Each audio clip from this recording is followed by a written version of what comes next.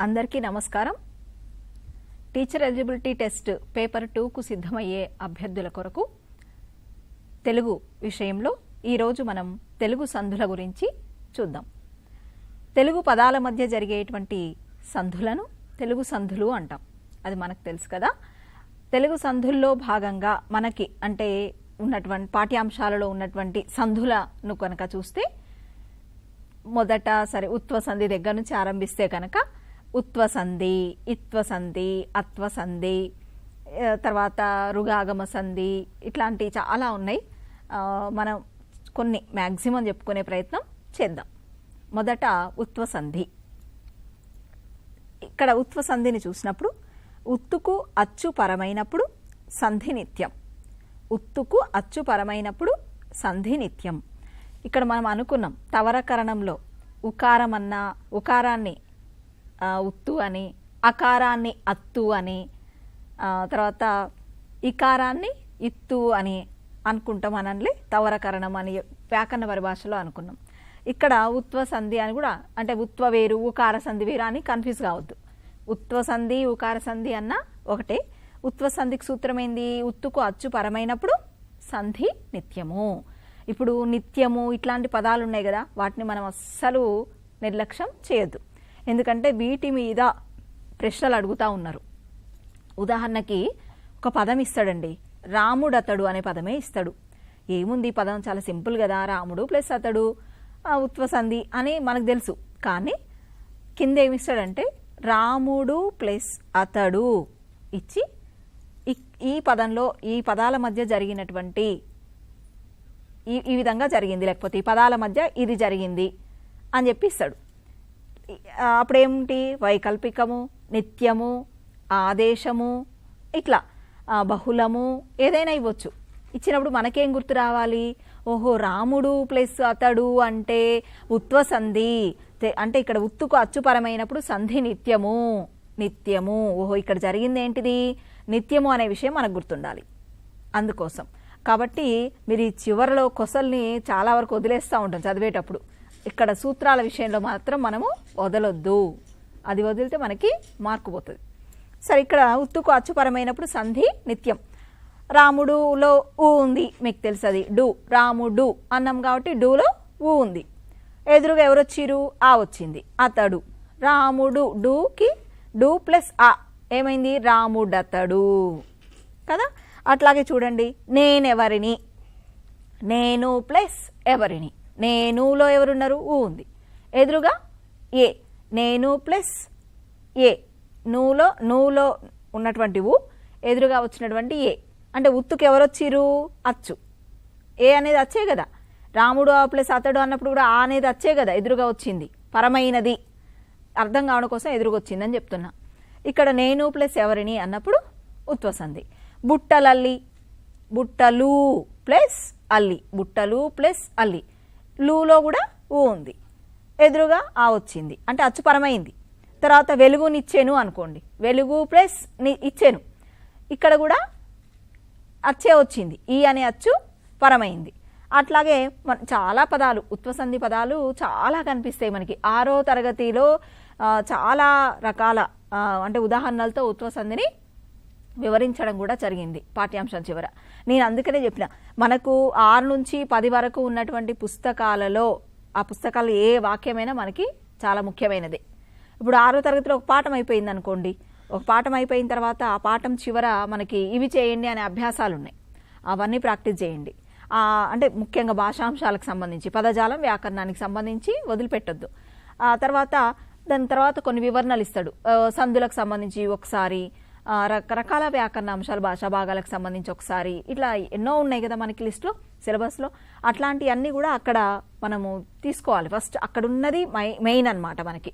అంటే పాఠ్య పుస్తకాలలో ఉన్నది ఫస్ట్ అది అయిపోవాలి, అది చదివి అక్కడ పెట్టేయాలి.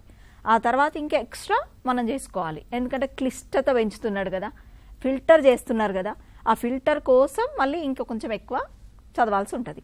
సరే, ఇక్కడ ప్రధానంగా ఇవన్నీ పదాలు కూడా నేను ఎక్కడి నుంచో తీసుకురాలేదు, అందుకనే మన పాఠ్య పుస్తకాల నుంచే తీసుకున్నా. అవైతే ఇట్లా ఈ పదం గుర్తుపెట్టుకున్న సూత్రం వస్తుంది, అది ఏ సందో తెలుస్తుంది. ఇంకోటి మనకు పాఠంలో కూడా ఉన్నది అది. అట్లా అని ఎక్కువ శాతం అంటే సాధ్యమైనంత వరకు కొన్ని తప్పనివి మళ్ళీ వేరే తీసుకోవాల్సి వచ్చింది. సరే ఇక్కడ చూస్తే వెలుగు ప్లస్ ఇచ్చాను, ఓకేనా. ఇట్లా రకరకాల పదాలు కూడా కొన్ని చూడండి. కులాలని అంటే కులాలు ప్లస్ అని, రాముడు ప్లస్ ఎప్పుడు, డొక్కలు ప్లస్ ఎండి, డొక్కలెండి, డొక్కలేడొస్తుంది వలస కూలిపాటలు వస్తుంది. పాలమూరి జాలరి అనే పాట ఉంటుంది కదా, ఆ గేయ వచన కవిత, అందులో ఇప్పుడు డొక్కలు ప్లస్ ఎండి, ఊ వచ్చిందిగా, డొక్కలులో ఊ ఉంది, ఎండి అన్నప్పుడు ఏ ఉంది, అట్లా అనమాట. అంటే మనం అట్లా ఐడెంటిఫై చేయగలగాలి. ఏదైనా చదువుతున్నప్పుడు కూడా అక్కడ పదాలు ఇదే సంధి అనేది ఆలోచన చేయగలగాలి. సరే, ఇంకా నెక్స్ట్ సంధికి వెళ్దాం. ఇత్వ సంధి, దీన్ని ఏమంటాం? ఇకార సంధి అంటాం. ఇక్కడ ఏమ్యాదుల ఇత్తునకు సంధి వైకల్పికం. ఇది గతంలో వచ్చిందండి ప్రశ్న. వైకల్పికము అనేది కింద ఆప్షన్స్లో మనము గుర్తుపట్టాలి. వైకల్పికానికి సంబంధించి అంటే ఏమి ప్లస్ అంటివి, ఇక్కడ జరిగినటువంటి కార్యము లేదా ఇక్కడ జరిగినటువంటి మార్పు అని అడిగిరనమాట. అప్పుడు మనకు గుర్తుండాలి అది అంటే ఏం జరిగింది, అక్కడ వైకల్పికం జరిగింది అనే విషయాన్ని మనం గుర్తుపట్టగలగాలి. ఇప్పుడు చూడండి, ఏం వ్యాధుల ఇత్తునకు, ఏం వ్యాధులు అంటే ఏంటి, మళ్ళా అట్లా కూడా అడగొచ్చు. ఈ క్రింది వాణిలో ఏం వ్యాధులు, ఏమి, మరి, అవి, ఇవి, అది, ఇది, ఇవి ఏం వ్యాధులు. ఏం వ్యాధులు అంటే ఏంటి, ఏమి, మరి, అది, అవి, ఇది, ఇవి, ఏవి, ఓకేనా. ఈ లిస్టు ఇక్కడ మనకు పదాలు చూద్దాం. అంటే ఇత్వ సంధి ఎట్లా అవుతుందో చూద్దాం. ఏం వ్యాధుల ఇత్తుకు సంధి ఇక్కడ కూడా ఇకార సంధికి మనకు సూత్రాలు కూడా చాలానే ఉన్నాయి. కనీసం ఒక 3-4 సూత్రాలను గుర్తుపెట్టుకునే ప్రయత్నం చేద్దాం. ఏమంటివి అంటే ఏమి ప్లస్ అంటివి. ఏమీలో ఎవరున్నారు, ఇకారం ఉంది, దానికి ఎదురుగా ఎవరు వచ్చిర్రు, మళ్ళీ ఆకారం వచ్చింది. అంటే ఏ వ్యాధుల ఇత్తుకు సంధి వైకల్పికం అన్నాం కదా. మరి వైకల్పికం ఎట్లయితుంది అంటే ఏమంటివి అన్నప్పుడు సంధి జరిగింది కదా. ఒక్కోసారి ఇక్కడ సంధి జరగకపోవచ్చు. వైకల్పికం అంటే ఏంది, మళ్ళీ మనం పారిభాషిక కాడికి పోవాలి, పరిభాష కాడికి, వ్యాకరణ పరిభాష దగ్గరికి. అంటే ఒకసారి సంధి జరగవచ్చు, ఒకసారి సంధి జరగకపోవచ్చు, అప్పుడు వైకల్పికం అంటాం. అంటే ఇక్కడ కూడా ఏమంటివి అన్నప్పుడు సంధి జరిగింది, ఏమీ ప్లస్ అంటివి జరిగింది. ఒక్కోసారి జరగదు, జరగనప్పుడు ఏమొస్తుంది, ఏడాగమం వస్తుంది, అది గుర్తుపెట్టుకోవాలి. ఏమి అంటివి అన్నప్పుడు అంటే మన పూర్వకవులు ఉన్నారు కదా, వాళ్ళు రాసినప్పుడు అట్లా ఏమి అంటివి అది గ్రాంధికానికి పోతుంది. సరే, ఎడాగమం వస్తుంది అనమాట అక్కడ, అది అందుకని వైకల్పికం. ఇక్కడ చూడండి కొన్ని ఉదాహరణలు చూస్తే, మరేమి, మరి ప్లస్ ఏమి, రీలో ఈ ఉంది, ఎదురుగా అచ్చు, ఏమ్యాదుల ఇత్తునకు సంధి వైకల్పికం. అచ్చు పరమవుతుంది, ఇత్తుకు కూడా ఇక్కడ సేమ్ ఉత్వ సంధి లాగానే అచ్చు పరంగా అవుతుంది ఇక్కడ కూడా. కాకపోతే అక్కడ ఉత్తుకు అచ్చు పరం అవుతుంది, ఇక్కడ ఇత్తుకు అచ్చు పరం అవుతుంది, అది గుర్తుపెట్టుకోవాలి.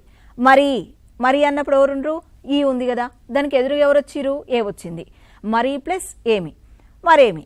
అట్లనే రవికి ఇచ్చే అనుకోండి, రవికి ప్లస్ ఇచ్చే, రవికి ప్లస్ ఇచ్చే, కి ఈ ఉంది, ఎదురుగా ఈ వచ్చింది. ఈకి ఈ వస్తే సవర్ణ దీర్ఘ సంధి కదా అని అనుకోవద్దు. ఎందుకు సవర్ణ దీర్ఘ సంధి కాదు, ఇది సేమ్ వర్ణమే వచ్చింది, సేమ్ అక్షరమే, ఈకి ఈనే వచ్చింది, అయినా కాదు. ఎందుకు కాదు, దీర్ఘం లేదు కదా. దీర్ఘం ఏకాదేశం అయినప్పుడు మాత్రమే అది సవర్ణ దీర్ఘ సంధి అవుతుంది.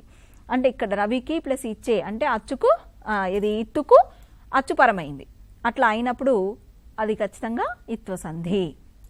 అట్లనే అదేమి, ఏవవి, ఇట్లాంటి కొన్ని పదాలు తీసుకొని చూడండి. తర్వాత ఇంకొక సూత్రం చూద్దాం. మధ్యమ పురుష క్రియల ఇకారానికి సంధి నిత్యం. మధ్యమ పురుష క్రియల ఇకారానికి సంధి నిత్యం. ఇక్కడ చూడండి కొన్ని ఉదాహరణలు చూస్తే మనకు అర్థమవుతుంది. మధ్యమ పురుష క్రియలు ఏంటి, తర్వాత అక్కడ ఉన్నటువంటి ఇకారానికి సంధి నిత్యం అంటున్నాం, అది గుర్తుపెట్టుకోండి. ఇక్కడ వచ్చితివప్పుడు, వచ్చితివి, చేసిరి, తింటిరి, ఇవి మధ్యమ పురుష క్రియలు అంటాం. చేసితివి, వచ్చిరి, తర్వాత వచ్చితివి, తర్వాత చేసిరి, తింటిరి, ఇవేంటి మధ్యమ పురుష క్రియలు.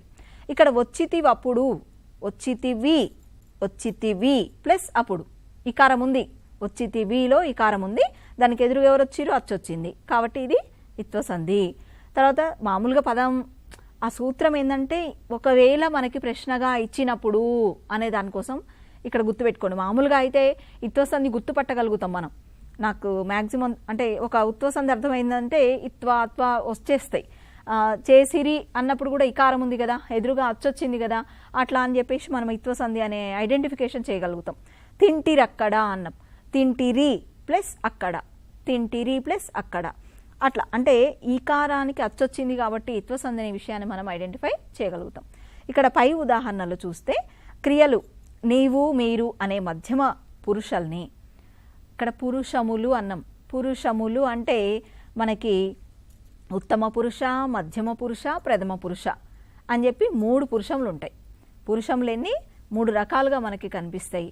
ఉత్తమ పురుష, మధ్యమ పురుష, తర్వాత ప్రథమ పురుష అట్లా అనమాట. ఇక్కడ మధ్యమ పురుషల్ని కర్తలుగా కలిగి ఉన్నాయి. నీవు మీరు అని చేసి ఇప్పుడు వచ్చితివి అప్పుడు అన్నం అంటే ఇక్కడ ఏమనుకోవచ్చు, నీవు వచ్చితివి అప్పుడు ఇట్లా అనమాట సపోజ్. తర్వాత మీరు అనుకోండి, నీవు అంటే ఏకవచనం మధ్యమ పురుషలో, మీరు అంటే మధ్యమ పురుషలో బహువచనం. మీరు చేసిరి, మీరు తింటిరి, నీవు తింటిరి అన్నప్పుడు మీరు తింటిరి ఇట్లా అంటే మధ్యమ పురుషల్ని కర్తలుగా కలిగి ఉన్నాయి ఇట్లాంటి పదాలు వాడినప్పుడు. అట్లా అది గుర్తుపెట్టుకోండి. మధ్యమ పురుష క్రియలు అన్నమాట ఇవన్నీ కూడా.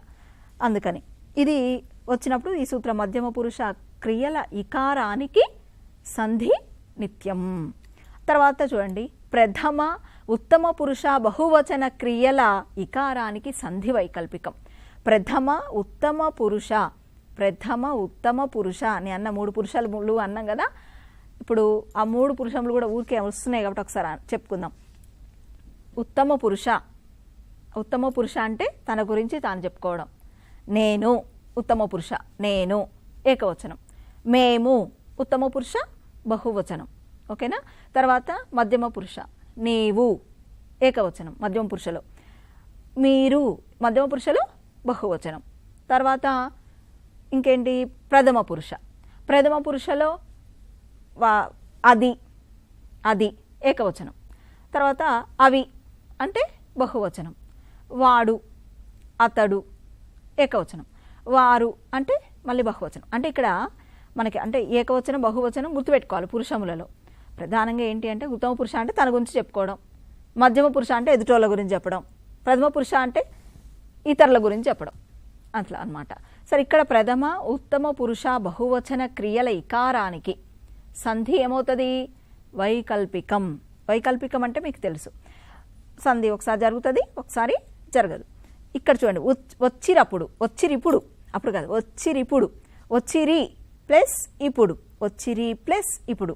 వచ్చిరిలో ఎవరున్నారు, ఈ కారం ఉంది, ఎదురుగా ఎవరు వచ్చిరు, మళ్ళీ అచ్చు ఈ కారం వచ్చింది కాబట్టి ఇది ఖచ్చితంగా ఇత్వ సంధి. అట్లాగే చూసితిమి ఇప్పుడు, చూసితిమి ప్లస్ ఇప్పుడు మీ ఈ ఉంది, మళ్ళీ ఎదురుగా ఈ వచ్చింది కాబట్టి ఇది ఇత్వ సంధి. ఇంకొకటి చూడండి, ఇత్వ సంధికి సూత్రం వార్ధకమైన ఇకారానికి సంధి బహుళం. దీన్నే మన పరవస్తు చిన్నయ్య సూరి ఏమంటాడంటే వార్ధమైన ఇత్తునకు సంధి లేదు అంటాడు. మళ్ళీ వార్ధము అంటే ఏంటి, త్వార్ధము అంటే ఏంటి అనేది మనకు గుర్తుకు ఉండాలి. భూతకాల అసమాపక క్రియని మన వార్ధకము అని అంటాం. ఇక్కడ చూడండి, ఇత్తుకు సంధి లేదని ఈయన అన్నాడు, వార్ధకమైనటువంటి ఇత్తుకు ఇక్కడ సంధి బహుళం అనేది కూడా ఒక సూత్రం ఉంది. 2 గుర్తుపెట్టుకోండి. ఇక్కడ వచ్చి ఇచ్చెను అన్నప్పుడు వచ్చి ప్లస్ ఇచ్చెను. ఓకేనా. సంధి వచ్చి ప్లస్ ఇచ్చెను, ఇక్కడ సంధి చూడండి ఒకసారి జరుగుతుంది వైకల్పికం అన్నాం కదా, ఒకసారి జరగదు. వచ్చి ఇచ్చెను, వచ్చి ఇచ్చెను అన్నప్పుడు సంధి జరగదు, వచ్చి ఇచ్చెను సంధి జరుగుతుంది. పాడి అత్తడు, పాడి ప్లస్ అతడు అట్లా అన్నమాట. ఇవి కూడా అంటే ఈ పదాలు కొన్ని వైకల్పికం జరుగుతున్నాయి అనేది గమనిస్తే చాలు. తర్వాత అత్వ సంధి. ఇక్కడ అత్తునకు అచ్చుపరమైన సంధి బహుళం. ఇది ముఖ్యం గుర్తుపెట్టుకోండి. అత్తునకు అచ్చుపరమైనప్పుడు సంధి ఏమవుతుంది, బహుళము. ఇక్కడ చూడండి ఉదాహరణకి మరి చింతాకు, వంటాముదం మనల్ని కన్ఫ్యూజ్ చేస్తానికి వస్తాయి ఇట్లాంటి పదాలు. చింతాకు అన్నప్పుడు చింతా ప్లస్ ఆకు, చింతాకు చింతలో ఆ ఉంది, తర్వాత ఎదురుగా ఆ వచ్చింది. మరి ఇది చూస్తే పదంలో దీర్ఘం ఉంది, ఏకాదేశమైంది దీర్ఘము కాబట్టి మరి ఇది సవర్ణ దీర్ఘ సంధి కదా అని అనిపిస్తుంది, కానీ కాదు. ఎందుకు కాదు? అట్లనే వంటాముదం కూడా ఎందుకు కాదు అంటే మనం అనుకున్నాం సంస్కృత పదాల మధ్య జరిగేవి సంస్కృత సంధులు, సవర్ణ దీర్ఘ సంధి ఒక సంస్కృత సంధి, అత్వ సంధి ఒక తెలుగు సంధి, తెలుగు పదాల మధ్య జరుగుతూ ఉంది. చింత ప్లస్ ఆకు, చింతాకు అయ్యింది అంటే ఈ తెలుగు పదాలు కలిసిపోవడం వల్ల అక్కడ దీర్ఘం అనేది కనిపిస్తుంది అట్లా అనమాట. ఇక్కడ తెలుగు పదాల మధ్య జరిగింది కాబట్టి మనం ఆ కొన్నే ఉంటాయి ఇట్లాంటి పదాలు, వాటిని కొంచెం గుర్తుపెట్టుకుంటే సరిపోతుంది. వంటాముదం, వంట ప్లస్ ఆముదం, వంట ప్లస్ ఆముదం అన్నప్పుడు కూడా సంధి ఖచ్చితంగా ఏ సంధి? అత్వసంధి. అంటే అకార సంధి అని కూడా అంటాం దీన్నే, అది గుర్తుపెట్టుకోవాలి. తర్వాత నెక్స్ట్ చూడండి, అవి నిత్యం, ఇంకా సంధులు అవి ఖచ్చితంగా జరుగుతాయి, అట్లా జరిగినప్పుడు నిత్యం అంటాం.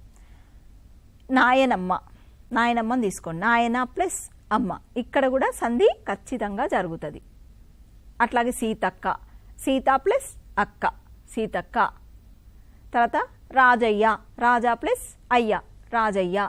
ఇట్లాంటి పదాలన్నీ కూడా ఖచ్చితంగా సంధి జరుగుతుంది అనమాట. కాబట్టి వీటిని నిత్యముగా పరిగణిస్తాం. అత్వసంధే కానీ నిత్యంగా పరిగణించాలి. ఎందుకంటే అత్వసంధికి మనం ఏమన్నాం? బహుళం అన్నాం కదా.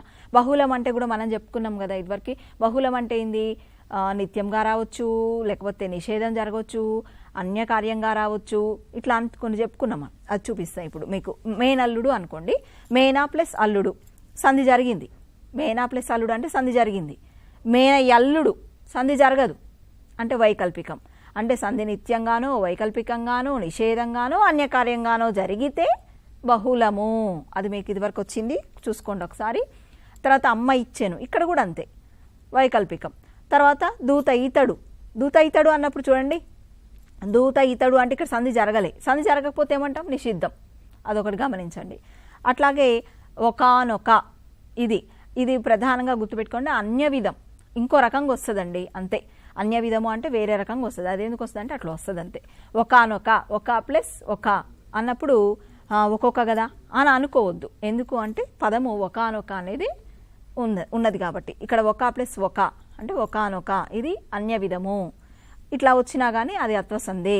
ఎందుకు? ఒకలో ఆ ఉంది, దానికి ఎదురుగా అచ్చు ఓ వచ్చింది, అత్తుకి అచ్చు వచ్చింది ఎదురుగా కాబట్టి, అంటే అత్తుకు అంటే అకారానికి ఎదురుగా అచ్చు వస్తే అది ఖచ్చితంగా అకార సంధి, అత్వసంధి. కాబట్టి గుర్తుపెట్టుకోవాలి, ఇది అత్వసంధే అని ప్రధానంగా. సరే, ఇక్కడ ఒకవేళ పదం ఇచ్చి పరీక్షలో ఒకానొక ఇక్కడ జరిగినటువంటి ఇది ఏమిటి అని అడిగిండి అనుకోండి, ఓహో నిత్యమా, లేకపోతే నిషేధమా, లేకపోతే వైకల్పికమా, లేకపోతే అన్య విధమా, అది గుర్తుపట్టాలి మనం. అంటే అప్పుడు ఏం గుర్తుపట్టాలి? అన్య విధము అనేది మనం ఐడెంటిఫై చేయగలగాలి. నెక్స్ట్ గసడ దవాదేశ సంధి. గసడ దవాదేశ సంధిలో చూద్దాం. గసడ దవలు వేరు, గజడ దవలు వేరు గుర్తించాలి. గజడ దవలు అంటే సరళాలు, గసడ దవలు ఒక సంధిలో మనకు కనిపిస్తూ ఉంటాయి. గసడ దవాదేశ సంధి సూత్రం కనుక చూస్తే, గసడ దవలు ఆదేశంగా వచ్చే సంధి గసడ దవాదేశ సంధి. ఇక్కడ ప్రథమ మీది పరుషాలకు గసడ దవలు బహుళంగా అవుతాయి. ఇది సూత్రం. ప్రథమ మీది పరుషాలకు ఎవరు ఆదేశంగా వస్తారంట? పేరులోనే ఉంది చూడండి, గసడ దవాదేశ, గసడ దవాదేశ ఆదేశ, అది వచ్చేస్తుంది మనకి. ఆదేశం అనగానే మళ్ళీ గుర్తు రావాలి. ఆదేశం అంటే ఏంటి?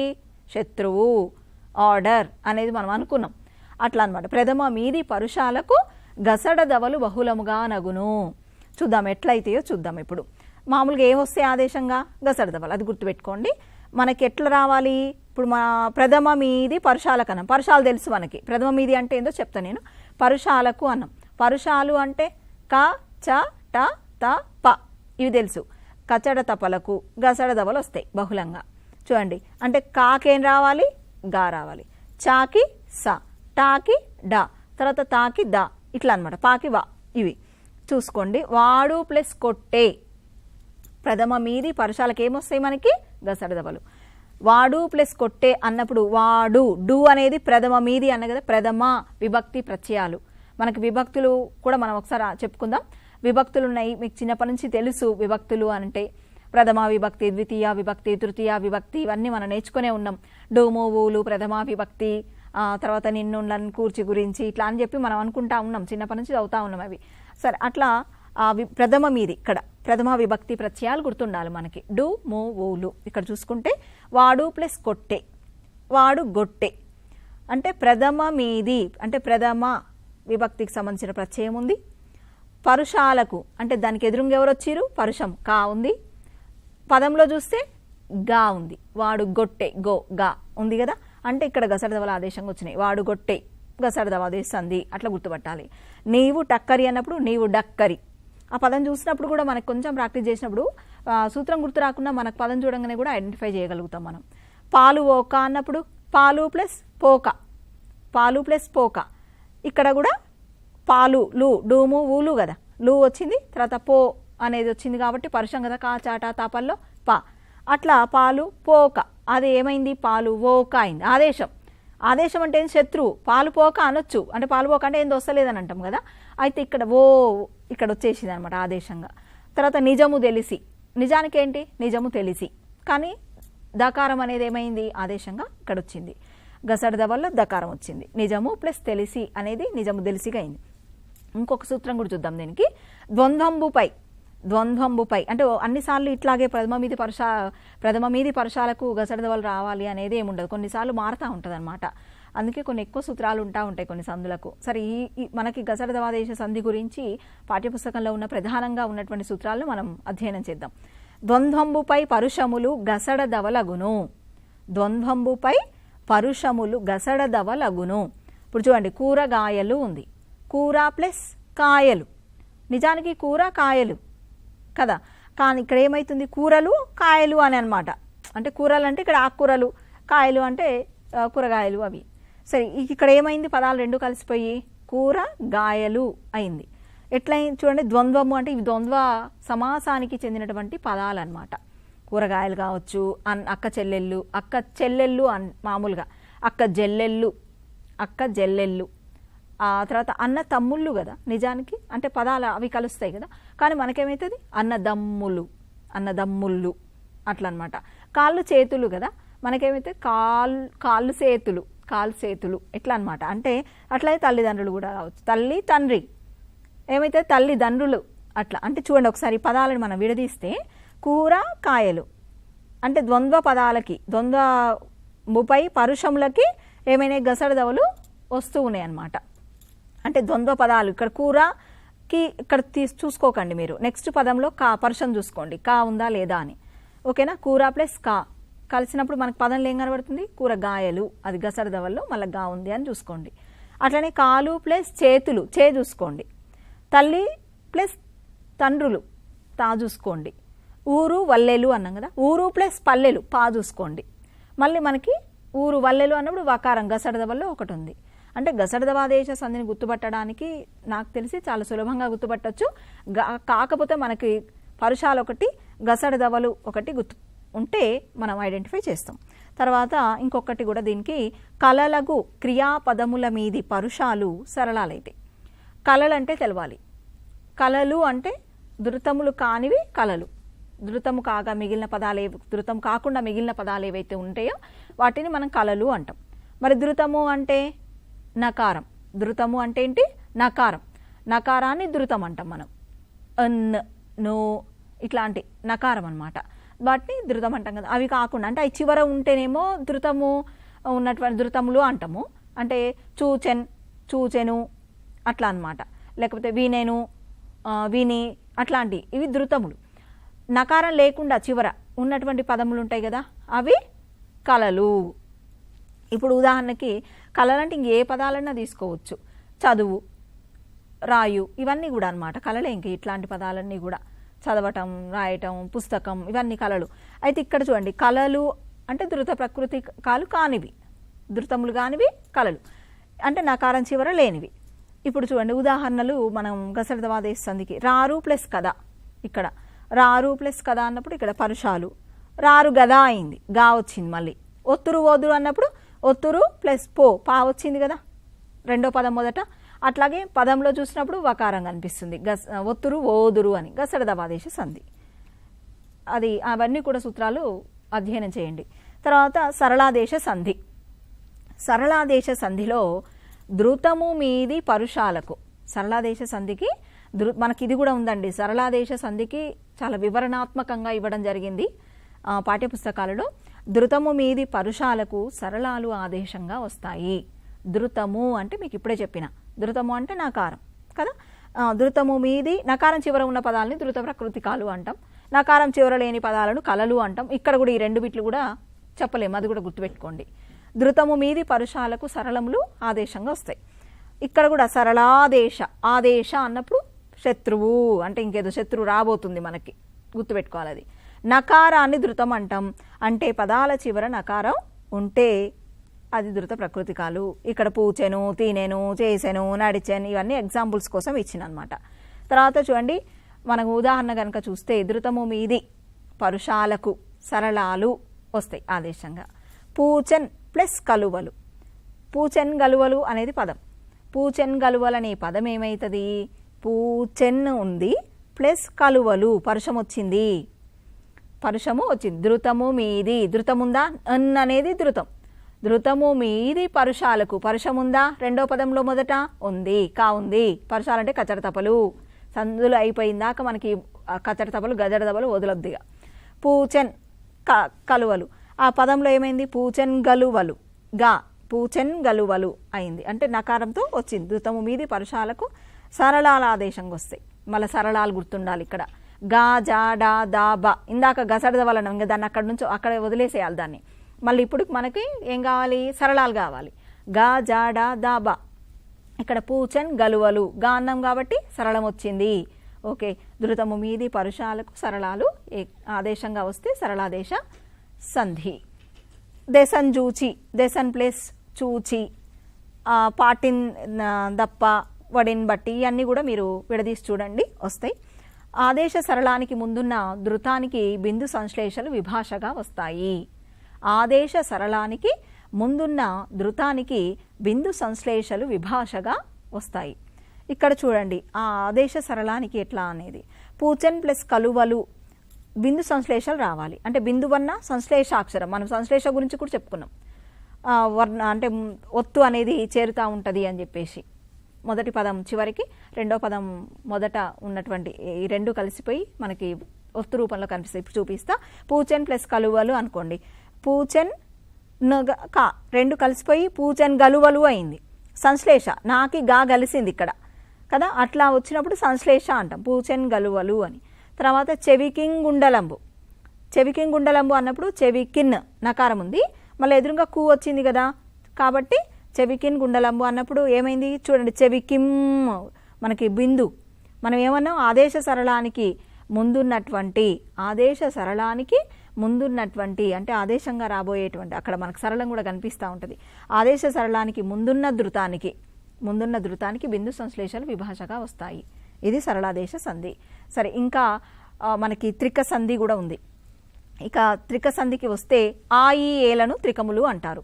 త్రికంబు మీద అసంయుక్త హల్లునకు, త్రికంబు మీద అసంయుక్త హల్లునకు ద్విత్వంబు బహుళముగా నగును. ఇక్కడ చూడండి, ఆ ఈ ఏలు త్రికాలు, ఇది మర్చిపోవద్దు. రెండో ఆ, రెండో ఈ, రెండో ఏ. ఇక్కడ అచ్చోటు అనుకోండి, ఆ ప్లస్ చోటు. ఇక్కడ మనకి అట్లనే ఈ విధము తీసుకోండి, అంటే మనకి పదంలోనేమో మొదటివి కనిపిస్తాయండి, హ్రస్వాక్షరాలు కనిపిస్తాయి. విడదీసినప్పుడు మాత్రం మనకి దీర్ఘాలు కనిపిస్తాయి. ఇక్కడ చూడండి, త్రికంబు మీది అసంయుక్త, త్రికము అంటే ఆ ఏలు అన్నాం కదా, అంటే త్రికానికి సంబంధించిన దీర్ఘాలు కనిపిస్తాయి. తర్వాత అసంయుక్త హల్లునకు అన్నాం, సంయుక్తంగా అందనే కదా అక్కడ అర్థం. అసంయుక్త హల్లు అంటే సంయుక్తము కాదు అని అంటే ఏంది? ద్విత్వం అనే కదా అర్థం.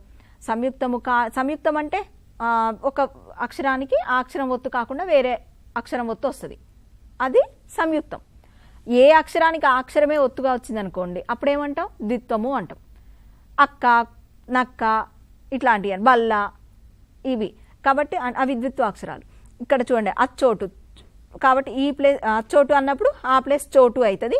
పదాన్ని చూసినప్పుడు అచ్చోటు మనకి ద్విత్వం కనిపిస్తుంది, అసంయుక్త హల్లు వస్తుంది పదంలో. ఈ విధము అన్నప్పుడు కూడా ఈ ప్లస్ విధము కదా, అక్కడ కూడా మనకి త్రికము మీదకి ఏమొచ్చింది అంటే అసంయుక్త హల్లు వచ్చింది. అట్లనే ఎక్కాలము, ఇవన్నీ మీకు చాలా డీటెయిల్డ్గా 10వ తరగతి పుస్తకంలో ఇవ్వడం జరిగింది. చూడండి ఒకసారి. ఏ ప్లస్ కాలము, ఇక్కడ కూడా ద్విత్వం పైన దీర్ఘాక్ష హ్రస్వంగా మారుతుంది, అది గమనిస్తే పదాలన్నీ మనకి అర్థమవుతాయి. తర్వాత అక్కడ, ఇక్కడ, ఎక్కడ ఇట్లాంటి పదాలు ఉంటాయి కదా, అవి కూడా మనకి విడదీయటం రావాలి. ఆ ప్లస్ కడ, ఈ ప్లస్ కడ, ఏ ప్లస్ కడ అంటే ఆ ఈ ఏలు కనబడితే త్రిక సంధి. మ్యాక్సిమం ఒక ప్రాథమికంగా అట్లా గుర్తుపెట్టుకోండి. సరే, ఇక రుగాగమ సంధి. రుగాగమ సంధి కూడా ఖచ్చితంగా నేర్చుకోవాల్సిన సంధి. కర్మధారయమందు పేదాది శబ్దాలకు ఆలు శబ్దం పరమైతే రుగాగమం వస్తుంది. కర్మధారయమందు పేదాది శబ్దాలకు ఆలు శబ్దం పరమైతే రుగాగమం అవుతుంది. మరి ఏంటి పేదాది శబ్దాలు ఏంటి అనేది ఒకటి డౌట్. పేద, బీద, బాలింత ఇట్లాంటి శబ్దాలను పేదాది శబ్దాలు అంటాం. ఉదాహరణకు చూడండి, ఇక్కడ పేదరాలు అనేది నిజానికి పదం. రుగాగమ అన్నం, ఇది ఆదేశ సంధి కాదు, ఆగమ సంధి. ఆగమం అంటే ఏంటి? మిత్రుడు. ఇక్కడ పేదా ప్లస్ ఆలు అన్నాం. పేదా ప్లస్ ఆలు అన్నప్పుడు ఆలు అనేది వచ్చింది కదా ఎదురుగా. నిజానికి పేదరాలు, రకారం.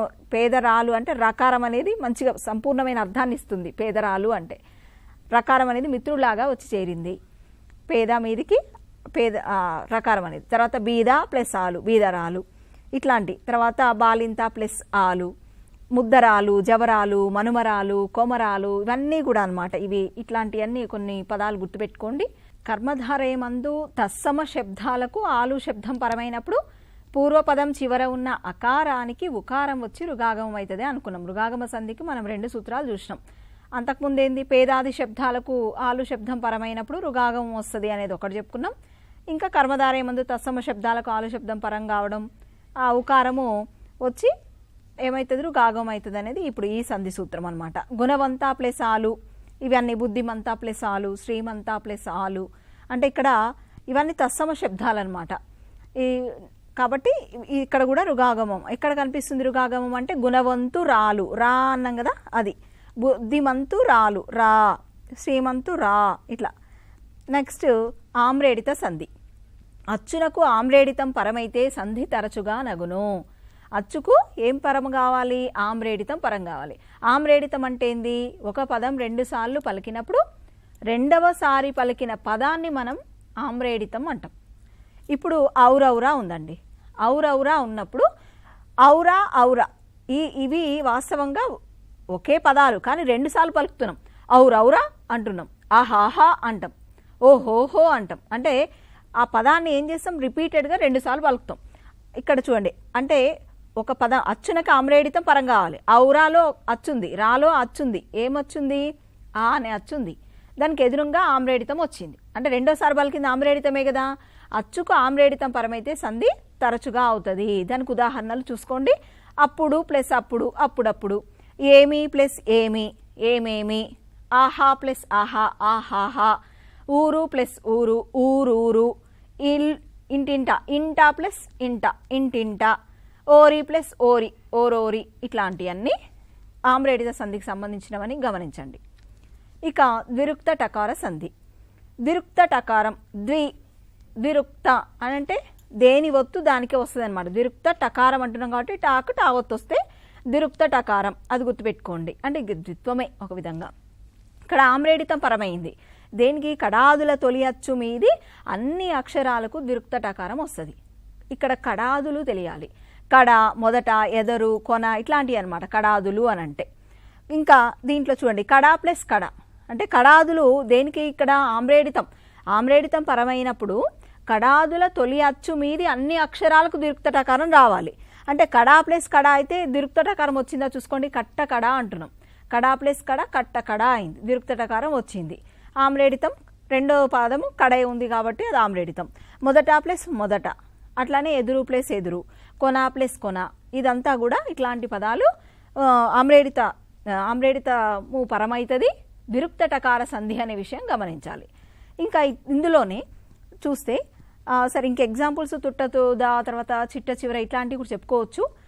బట్ట బయలు ఇట్లాంటివి. ఇంకా నెక్స్ట్ ఇంకో సూత్రం పరంగా కూడా చూస్తే కురు, చిరు, కడు, నడు, నిడు ఇట్లాంటి శబ్దాలకి అచ్చుపరమైనప్పుడు ద్విరుక్త టకారం వస్తుంది. కురు, చిరు, కడు, నడు, నిడు. ఇక్కడ చూడండి, కురు ప్లస్ ఉసురు, కుట్టుసురు. కుట్టుసురు అనే పదం టూకి టా అవుతుంది. ఓకే, ఇది ద్విరుక్త టకారం అని కొంత గుర్తుపట్టవచ్చు. మరి విడదీయడం ఎట్లా? అక్కడ కన్ఫ్యూజ్ అవుతాం. కురు ప్లస్ ఉసురు అయితేనే అది కుట్టుసురు అవుతుంది. తర్వాత చూడండి, చిరు ప్లస్ ఎలుక, చిట్టెలుక. కడు ప్లస్ ఎదురు, కట్టెదురు. నడు ప్లస్ ఇల్లు, నట్టిల్లు. నిడు ప్లస్ ఊర్పు, నిట్టూర్పు. అంటే నిడు ఊర్పు కలిస్తే నిట్టూర్పు పదం ఏర్పడుతుంది. నడు ప్లస్ ఇల్లు కలిస్తే నట్టిల్లు ఏర్పడుతుంది. అట్లా అనమాట. ఇది ద్విరుక్త టకార సంధి అని గమనించండి. నెక్స్ట్ పుంపు ఆదేశ సంధి. కర్మధారయం నందు మువర్ణానికి పుంపుల ఆదేశంగా వస్తాయి అంతే. ఇక్కడ సరసపు వచనము, విరసపు మాట, అంటే పూ కనిపిస్తూనే ఉంది మాట, మనకి ఈజీగా గుర్తుపట్టవచ్చు ఈ సంధిని. సరసము విడదీసినప్పుడు మాత్రం ముకారం ఉంటుంది, గుర్తుపెట్టుకోండి. మూకి పుంపులు వస్తాయి, పదంలో మనకు పుంపులు కనబడతాయి ఆదేశంగా. సరసము ప్లస్ వచనం, విరసము ప్లస్ మాట, ఇట్లాంటి సంధి పుంపాదేశ అనేది గమనించండి. ఇంతవరకు మ్యాక్సిమం మనకు సందులు 6 నుంచి 10 వరకు దాదాపుగా అన్ని కవర్ అయినాయి. ఇంకా ఏమైనా మీరు ఇంకా కొన్ని అధ్యయనం చేస్తే బాగుండు అనుకున్నప్పుడు ఇంకా కొన్ని అధ్యయనం చేయండి. మీ శక్తిని బట్టి బాగా ప్రాక్టీస్ చేయండి. ఎక్కువ పదాలు ప్రాక్టీస్ చేసినప్పుడు సూత్రాలని కొన్ని తప్పదు బట్టి కొట్టాల్సి వస్తుంది ఆయా సందర్భాల్లో. మొత్తానికి సందుల్లో మన మార్కు ఎక్కడికి పోవద్దు, పోనిచ్చుకోకూడదు. అట్లా మీరు సిద్ధమవుతారని ఆశిస్తూ నమస్కారం.